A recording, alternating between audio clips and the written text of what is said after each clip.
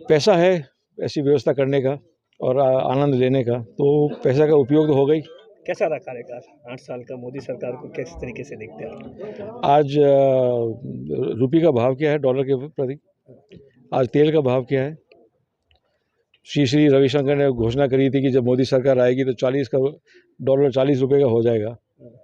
आप उनसे पूछिए कैसा लगा कार्यकाल। धन्यवाद।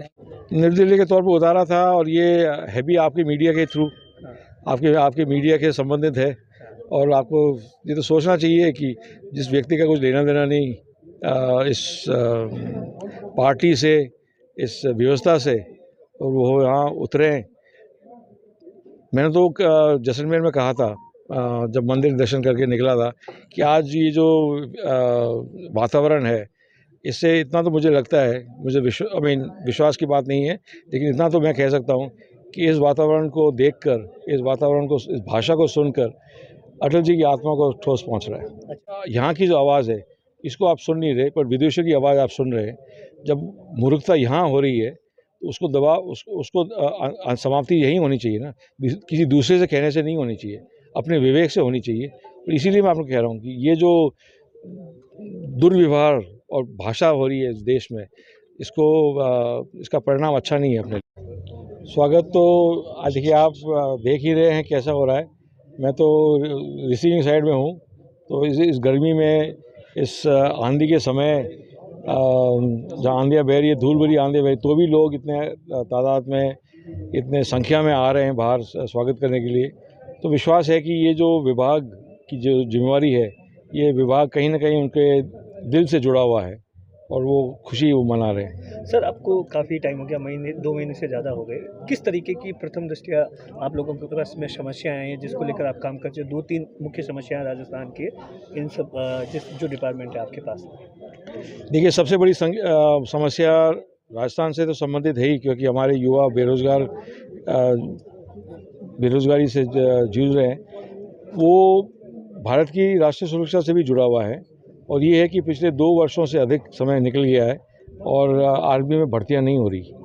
और इसका मैंने पहला पत्र निकाला है विभाग से रक्षा मंत्री जी को, कि हम हज़ारों की संख्या से राजस्थान के युवा हैं जिन्होंने दौड़ में भाग लिया, पास हो गए, रैली में भाग लिया, सब मेडिकल क्लियर हो गया, और एक वो अंतिम टेस्ट बचा है जिससे वो मेरिट में आएंगे, परंतु वो प्रक्रिया समाप्त नहीं हुई है। और जब तक वो समाप्त नहीं होगी तो ये भर्ती हो नहीं सकती, और भर्ती रोकी गई है, परंतु रिटायरमेंट तो हो रहे हैं सेना से। अब आज स्थिति ऐसी है कि लगभग 1.5 लाख की वैकेंसी है सेना में, पूरे भारतवर्ष में 1.5 लाख की वैकेंसी है और भर्ती नहीं हो रही। ये सबसे बड़ी समस्या है। राष्ट्रीय सुरक्षा की दृष्टि से देखें तो बहुत बड़ी समस्या है, और अपने युवाओं के रोजगार के हिसाब से देखें तो और भी बड़ी संख्या है, समस्या है। राज्यसभा चुनाव को लेकर कांग्रेस के 3 प्रत्याशी थे, सांसद बन गए और एक बीजेपी। क्या कुछ कहेंगे जिस तरीके से पूरा खेल हुआ? एक और प्रत्याशी बीजेपी ने उतारा था निर्दलीय के तौर पर, क्या कुछ इसके ऊपर कहेंगे? निर्दलीय के तौर पर उतारा था और ये है भी आपके मीडिया के थ्रू, आपके मीडिया के संबंधित है।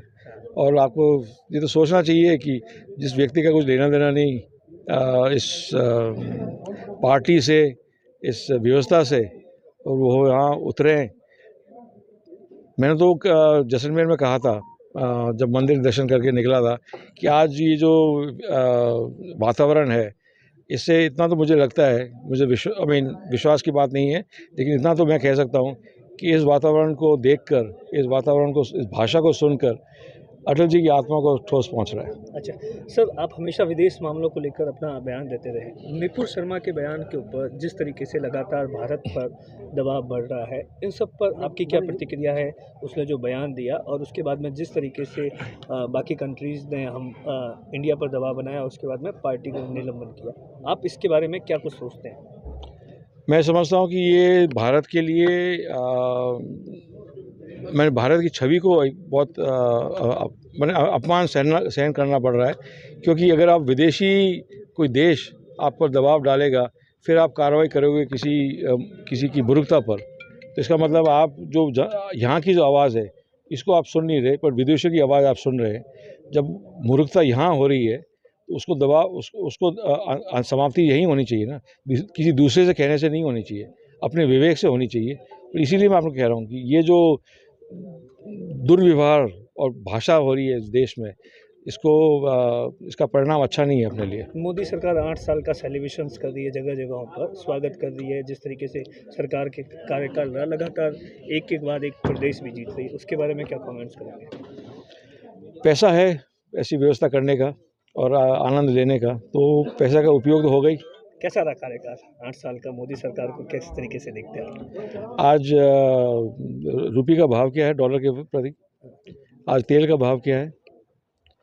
श्री रविशंकर ने घोषणा करी थी कि जब मोदी सरकार आएगी तो $40 का हो जाएगा। आप उनसे पूछिए कैसा लगा कार्यकाल। धन्यवाद।